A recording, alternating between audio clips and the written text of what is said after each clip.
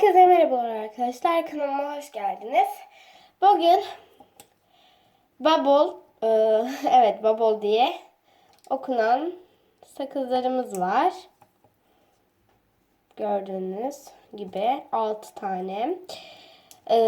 Arkadaşlar eğer yapıştırıcınız yok ise, boraksınız yoksa, yani kolay evde olan malzemelerle kolay bir slime yapacağız.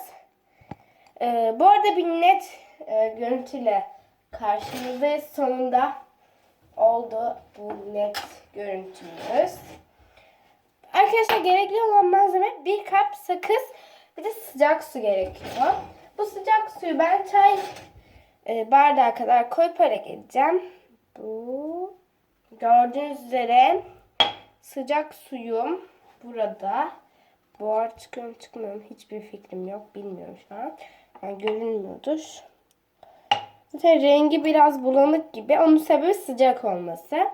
Şimdi ilk önce sakızlarımızı çıkaralım. Arkadaşlar ben sakızdan slime'dan 2 tane yapacağım. Bakalım kıvamı nasıl olacak. Belki 3 tane de yapabilme şansım olabiliyor. Evet. Bu şekilde koyalım.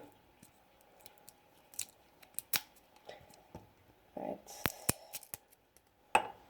Bir tane daha koyalım. Bence birazcık daha da fazla olacak gibi geliyor. Şimdi sıcak suyumu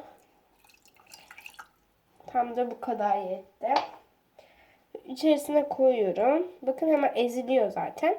5 dakika arkadaşlar bu sıcak suyun içerisinde bunları bekletelim. Bakalım nasıl bir şey olacak. Bu arada görünmüyor arkadaşlar. Buhardan dolayı. Şöyle silelim. Evet. Şu an 5 dakika bekleyelim. Soğukluğu gittiğine göre buradaki buharlar da gitti. Bu şekilde birazcık daha sıcak su ilave edeceğim. Çok sıcak. Evet, bence yeterli. Ben biraz daha böyle sıcak suyun akmasını bekleyeceğim. Bakalım nasıl olacak. Asıl sıcak bu arkadaşlar. Gördüğünüz gibi birazcık suyumu boşalttım. Evet.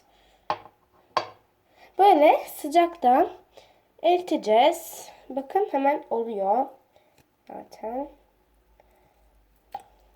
Çok güzel bir slime'a benzeyecek. Yani çok güzel olacak. Evet. Bence de harika bir slime olacak. Evet. Bakar mısınız? Çok güzel. Harika.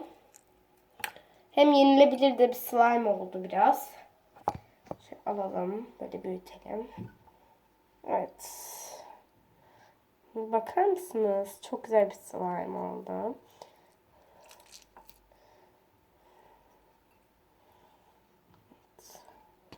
Arkadaşlar yiyebilirsiniz ama yemenin bir şeyi var. Ellerinizin temiz olması. Yıkayacaksınız ve öyle elleyip oynayabileceksiniz. Bu şekilde. Bence çok güzel oldu. Ama arkadaşlar size bir ipucu verelim. Bunu sıcak suda bekleteceksiniz. Akşam, sabah kurumaması için. Bu şekilde oynayabilirsiniz. Gördüğünüz gibi eriyor hemen. Bunu bütün YouTuber'lar deniyor. Görüşürüz arkadaşlar. Kanalımıza abone olup beğenmeyi unutmayın. Bay bay.